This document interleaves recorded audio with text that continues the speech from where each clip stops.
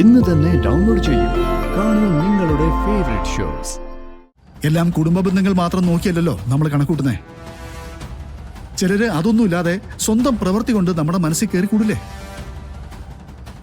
കൃഷ്ണമോൾ അങ്ങനെ കയറിയതാ എന്റെ മനസ്സില്. ആ കുട്ടി ഒരു തണലായിട്ട് എന്നെ കാണുന്നുണ്ടാവോ? കണ്ടോട്ടെ. മുത്തശ്ശി, ഞാൻ പറഞ്ഞതിന് എന്നോട് പകരം വീട്ടാണോ? അല്ലെങ്കിൽ ഈ കുടുംബത്തിലെ പലർക്കും എന്നോട് പകരം വീട്ടലാണല്ലോ പ്രധാന ജോലി. ഗാഥ നിർത്തുന്നുണ്ടോ താൻ? മുത്തശ്ശിയുടെ അടുത്താണോ ഇങ്ങനെയൊക്കെ സംസാരിക്കുന്നത്? ഷോ, എന്നോട് ആരാണോ സംസാരിക്കുന്നത് അതിനുള്ള മറുപടി ഞാൻ കൊടുക്കും നവീൻ. എനിക്ക് കുടുംബക്ഷേത്രത്തിലേക്ക് പോകുന്നത് പേടിയാണ്. എന്നെ അതിനെ ആരും നിർബന്ധിക്കണ്ട. എത്ര നിർബന്ധിച്ചാലും ഞാൻ അതിന് സമ്മതിക്കില്ല. ഇവിടെ നടന്ന എല്ലാ കാര്യങ്ങളും നന്നായിട്ട് അറിയാവുന്നല്ലേ. എന്നിട്ടും ഞങ്ങൾ ഇങ്ങനെ നിശബ്ദരായിരിക്കുന്നത് ഇതൊരു കുടുംബം ആയതുകൊണ്ടാ. എന്ത് പറഞ്ഞ് എന്നെ പേടിപ്പിക്കാൻ നോക്കിയാലും ഞാൻ പോവില്ലെന്ന് പറഞ്ഞാ പോവില്ല. മുത്തശ്ശി, ഗാഥയുടെ എന്താ മുത്തശ്ശി പറഞ്ഞത്? ഇവിടെ നടന്ന എല്ലാ കാര്യങ്ങളും അറിയാവുന്ന ഗാഥയ്ക്ക് എന്താ പ്രത്യേകിച്ച് അറിയാവുന്നത്? അത് ഞാൻ അവളുടെ വാശി കണ്ടപ്പോ പറഞ്ഞു പോയതാ മോനെ. നീ ചെല്ലേ. നവീനെ, എന്നോട് നിങ്ങൾ വാശി കാണിക്കുന്നതിൽ എനിക്ക് കുഴപ്പമൊന്നുമില്ല. പക്ഷേ നാഗദൈവങ്ങളോട് വാശിയൊന്നും വേണ്ട. അത് ഗാഥമോളോടൊന്ന് പറഞ്ഞു മനസ്സിലാക്കി കൊടുക്ക്.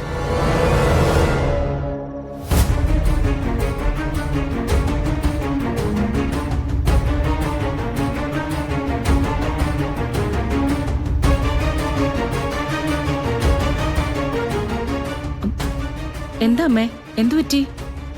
ആഘോഷങ്ങൾ എന്തെങ്കിലും നടത്തുന്നതിന് മുൻപ് നവീനും ഗാഥയും കുടുംബക്ഷേത്രത്തിൽ പോയി പൂജകൾ ചെയ്യണമെന്ന് പൂജാരി പറഞ്ഞിരുന്നു. ഗാഥമോളോട് അത് പറഞ്ഞപ്പോ ആ കുട്ടി അതിന് തയ്യാറല്ല. മോളോട് ഞാൻ പറയാം. ആര് പറഞ്ഞാലും കേൾക്കില്ല. അതിന് ശ്രമിക്കുകയും വേണ്ട. നവീന്റെ ജീവന് കൂടി ആപത്താണെന്ന് മനസ്സിലാക്കിയിട്ടാ ഞാൻ അങ്ങനെ പറഞ്ഞത്. ഞാൻ സിത്താരെ വിളിച്ച് കാര്യം പറയാം. സിത്താര പറയട്ടെ ഗാഥമോളോട്.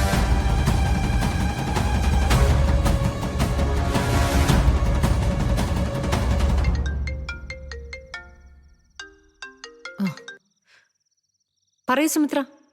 സിത്താരെ,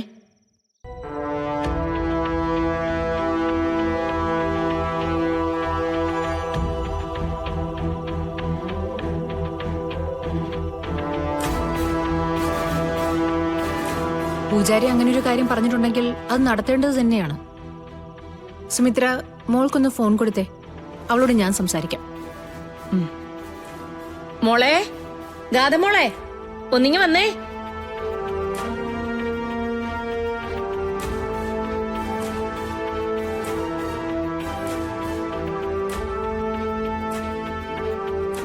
മമ്മിയാ സംസാരിക്കും. പറ മമ്മി. ക്ഷേത്രത്തിൽ പോണെന്ന് പറയുമ്പോ എന്തിനാ അത് നിഷേധിക്കുന്നത്? അവർക്കെല്ലാവർക്കും വിഷമാവില്ലേ? മമ്മി, പോവേണ്ടത് കുടുംബക്ഷേത്രത്തിലേക്കാ. എല്ലാ ശാപങ്ങളുടെയും തുടക്കം അവിടെ നിന്ന് ആരംഭിക്കുന്നത്. അവിടേക്ക് ഞാൻ എങ്ങനെയാ ധൈര്യത്തോടു കൂടി പോകുന്നത്? മോളെ, നവീനെ നിനക്ക് ഇഷ്ടമാണ്. നവീന്റെ മനസ്സിൽ അങ്ങനെ ഒരു സ്ഥാനം നേടിയെടുക്കാൻ നിനക്ക് അറിയുകയും ചെയ്യാം. പക്ഷെ അതൊരു കുടുംബമല്ലേ. ഒരാളുടെ മനസ്സിൽ മാത്രം നീ ഉണ്ടായ പോരാ. എല്ലാവരുടെയും മനസ്സിൽ നീ ഉണ്ടാവണം. മമ്മി പറയുന്നൊന്ന് കേക്ക്. മുത്തശ്ശി, അമ്മ, അവരെന്താണോ പറയുന്നത് നീ അതനുസരിക്കണം. മമ്മി, പുലർച്ചെ ഒന്ന് പോയി വരേണ്ട കാര്യമല്ലേ ഉള്ളൂ മോളെ. അത് കഴിഞ്ഞാല് നിനക്ക് സന്തോഷമുള്ള കാര്യങ്ങളല്ലേ നടക്കാൻ പോകുന്നത്. പിന്നെന്താ? ശ്രദ്ധിക്കൂ കുട്ടി, ശാപം മറികടക്കാനായിട്ട് നമ്മളും ചില തെറ്റുകൾ ചെയ്തിട്ടുണ്ട്. അതിന്റെ ദോഷം നിനക്കോ നവീനോ ഉണ്ടാവാൻ പാടില്ല. ശരി, ഞാൻ പൊക്കോളാം. ബൈ.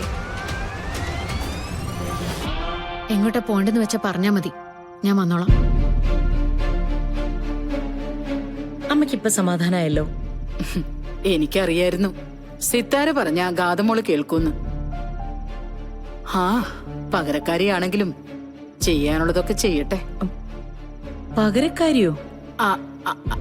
അതെ, ഗാഥമോളുടെ സ്വഭാവം പണ്ടത്തെ പോലെ അല്ലല്ലോ. അവിടെ ഒരാള് ഇവിടെ വേറൊരാള് അങ്ങനെയല്ലേ? അതാ ഞാൻ ഉദ്ദേശിച്ചത്. ആ എന്തായാലും രാവിലെ അവര് പോയി വരട്ടെ. ഉം. ആ അതെന്താ നാളെ രാവിലെ എസ്റ്റേറ്റിലേക്ക് ചെല്ലാന്ന് പറഞ്ഞിട്ട് പിന്നെ ഈ യാത്ര മാറ്റിവെച്ചത്? സുഖമില്ലേ നിനക്ക്? അസുഖത്തിന് പ്രശ്നമൊന്നും ഇല്ല ചേച്ചി. നാളെ കൃഷ്ണമോളുടെ ബർത്ത്ഡേയാ. രാവിലെ തന്നെ സിറ്റി പോയി പ്രസന്റേഷൻ വാങ്ങണം, തിരിച്ചു വരണം, ഫംഗ്ഷന് പങ്കെടുക്കണം. ഇതെന്തിനിങ്ങനെ ഓരോരുത്തർ തലേ കയറ്റി വെക്കുന്നേ? അവിടേക്ക് നീ എന്തിനാ പോകുന്നേ? നമ്മളോട് ഇഷ്ടവും അടുപ്പമൊക്കെ ഉള്ള വീട്ടിലല്ലേ എന്തെങ്കിലുമൊക്കെ ചടങ്ങുകൾക്ക് നമ്മൾ പോന്നേ. നിന്റെ ഈ ശീലം തന്നെയാ നിന്നെ കുഴപ്പത്തിൽ കൊണ്ടുപോയി ചാടിക്കുന്നേ. ഒരിക്കൽ ആ കുട്ടിയെ ഒന്ന് സഹായിച്ചു, അതവിടെ തീർന്നല്ലോ. അതിന്റെ പേരില ശത്രുക്കൾ നിന്നെ കൊല്ലാൻ നോക്കിയത്. ആവശ്യമില്ലാത്ത വയ്യാവേലികൾ എല്ലായിടത്ത് തോളിലിടണം സാറേ. ഒരു സംഭവം നടന്നിട്ട് അധിക ദിവസം ആയില്ലല്ലോ. അവളുടെ ശത്രുക്കളെ സാർ എന്തിനായിരുന്നു വാങ്ങുന്നേ? എടോ മൂർത്തി, ആ കുട്ടിയുടെ സ്നേഹവും പെരുമാറ്റവും ഒക്കെ കാണുമ്പോ എനിക്ക് എന്നെ നഷ്ടപ്പെട്ട മോളെ തന്നെ ഓർമ്മ വരുന്നേ. അതുകൊണ്ടാ ആ കുട്ടിക്ക് ഞാൻ ഇത്ര സ്വാതന്ത്ര്യമൊക്കെ അനുവദിച്ചു കൊടുത്തിരിക്കുന്നേ. സ്വന്തം മോള് പ്രധാനം തന്നെയാ. പക്ഷെ എവിടെയോ കിടക്കുന്ന പെൺകുട്ടിയെ ശ്രീനിവാസന്റെ മോൾക്ക് പകരം വെക്കാനാവോ?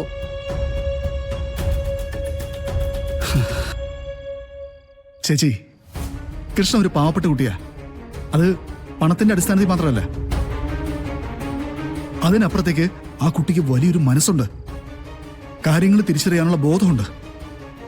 എന്നെ സംബന്ധിച്ച് എന്നെ ഒന്ന് ശാസിക്കാനുള്ള അധികാരം വരെ ഞാൻ ആ കുട്ടിക്ക് കൊടുത്തിട്ടുണ്ട്. എല്ലാം കുടുംബ ബന്ധങ്ങൾ മാത്രം നോക്കിയല്ലോ നമ്മൾ കണക്കൂട്ടുന്നേ. ചിലര് അതൊന്നുമില്ലാതെ സ്വന്തം പ്രവൃത്തി കൊണ്ട് നമ്മുടെ മനസ്സിൽ കയറി കൂടില്ലേ. കൃഷ്ണമോൾ അങ്ങനെ കയറിയതാ എന്റെ മനസ്സില്. ആ കുട്ടി ഒരു തണലായിട്ട് എന്നെ കാണുന്നുണ്ടാവാം. കണ്ടോട്ടെ, നല്ല കാര്യമല്ലേ അത്? ഞാൻ പറയാനുള്ളത് പറഞ്ഞോന്നേ ഉള്ളൂ. അവസാനം ഇതൊരു പ്രശ്നമായി മാറരുത്. എന്ത് പ്രശ്നം ഉണ്ടാവാനേ ചേച്ചി? മൂർത്തി, താൻ പോകുന്നില്ലേ? എനിക്കിന്ന് നേരത്തെ കിടക്കണം. മരുന്ന് കഴിച്ച് നേരത്തെ കിടന്നോളന്ന് കൃഷ്ണമോളുടെ ഓർഡറാ. അല്ലെങ്കിലും ചെറുതായിട്ട് എനിക്ക് ഉറക്കം വരുന്നുണ്ട്. അപ്പോൾ okay, good night. Good night ചേച്ചി.